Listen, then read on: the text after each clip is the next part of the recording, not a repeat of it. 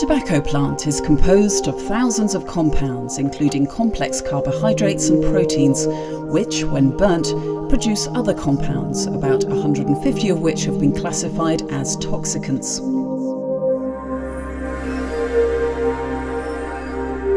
Exposure to these toxicants by inhaling tobacco smoke is the cause of the overwhelming majority of smoking-related diseases. Nicotine, the tobacco plant's main alkaloid, is transferred from leaf to smoke during combustion and is the prime reason people smoke. However, it's important to note that while nicotine is addictive, it is not in itself especially hazardous.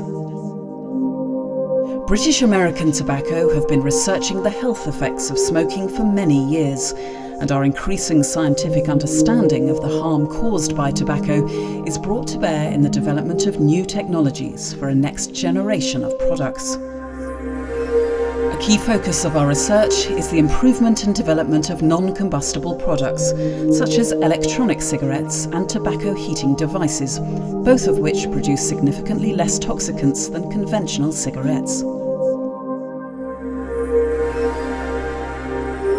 BAT have embraced in vitro testing, utilising the Borgvolt RM20S smoking machine. Designed in collaboration between BAT and Borgvolt, our RM20S smoking machines have been further expanded and modified to meet the demands of our rigorous testing regime. The RM20S automates the generation, dilution and transfer of product aerosols to cell cultures for in vitro analysis. Importantly, the exposure system allows us to examine both the particulate and gaseous phases of smoke together or independently. This is significant, as traditionally toxicological assessments of tobacco smoke have only examined the particulate phase, despite this constituting less than 10% of total smoke by weight, and the gaseous phase also containing a significant number of toxicants. At the heart of the system is BAT's unique exposure chamber.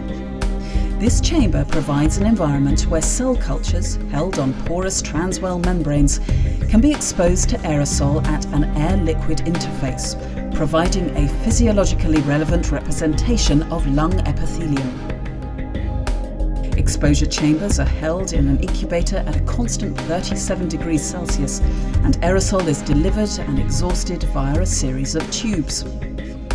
To ensure against artificially elevated endogenous stress levels and to mimic removal of waste products by the lungs' blood supply, a constant supply of fresh pre-warmed media is supplied to the cells, again via connecting tubes.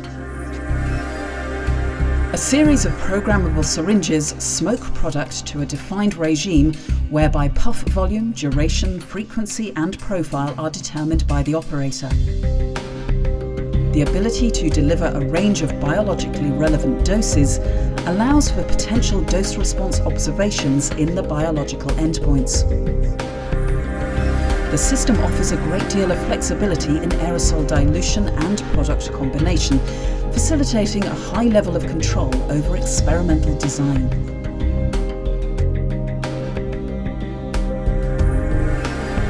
In an alternate method, tobacco smoke or other aerosol is infused through cell culture media to simulate intravenous exposure.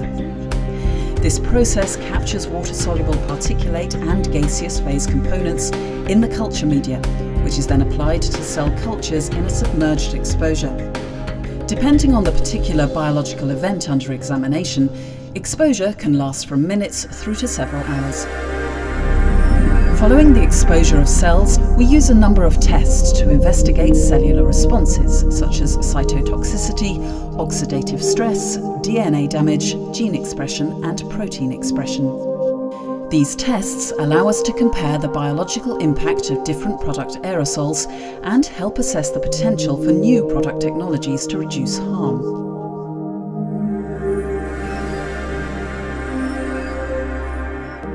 There are numerous ways to measure cytotoxicity or cell viability, including assays which measure energy production or those which are influenced by cell membrane integrity. One method is the neutral red uptake assay. Post-exposure, a neutral red dye is added to the cell population. The dye passes through the cell membranes and accumulates in their lysosomes. As cells begin to die, their ability to incorporate neutral red diminishes, and the subsequent reduction of colour corresponds to loss of cell viability.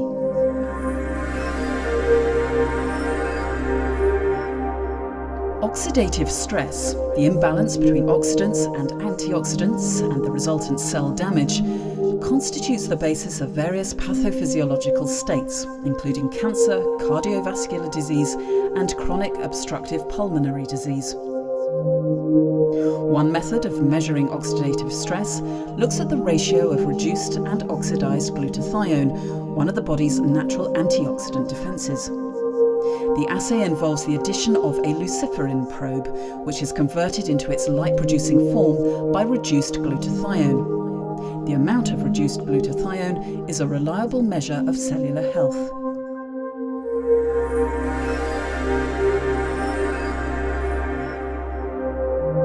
Exposure to radiation, environmental chemicals, or cigarette smoke may cause damage to DNA. If this damage is not repaired correctly or removed by the programmed cell death of an affected cell, known as apoptosis, it can lead to mutations and the beginnings of cancer. A method of measuring DNA damage is the comet assay, so called as it produces an image which resembles a comet with a distinct head and tail. The extent of DNA liberated from the nucleus of the cell, which forms the head of the comet, is directly proportional to the amount of DNA damage. This is quantified by measuring the length of the comet's tail and the intensity of DNA staining within it.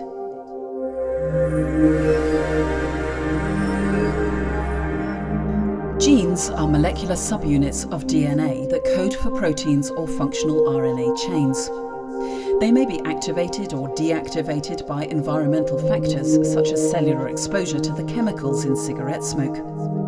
To further understand the biological effects of product aerosol exposure at the genetic level, we use human genome chips, superarrays, and gene primers to detect differential patterns in gene expression following exposure of cells to cigarette smoke or other product aerosols.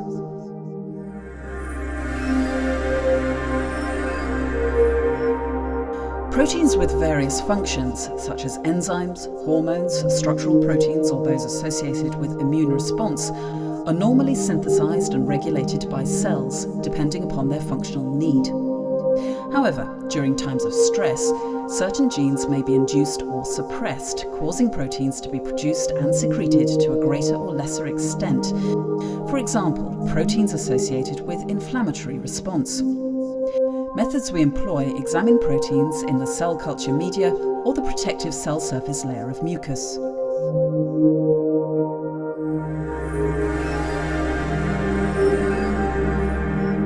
Other endpoints look directly at cellular functions. For example, the cilia beating frequency. Cilia, microscopic hair-like structures present on certain types of lung cell, are responsible for moving inhaled particles up the respiratory tract. However, after exposure to cigarette smoke and other environmental aerosols, their ability to function and remove particulate becomes impaired.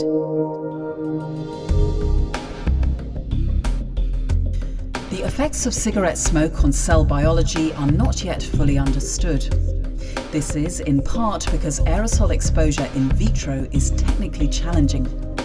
We believe that our exposure system is an important advance in the science of in vitro aerosol exposure and is making a valuable contribution to our efforts to develop reduce-risk tobacco and nicotine products.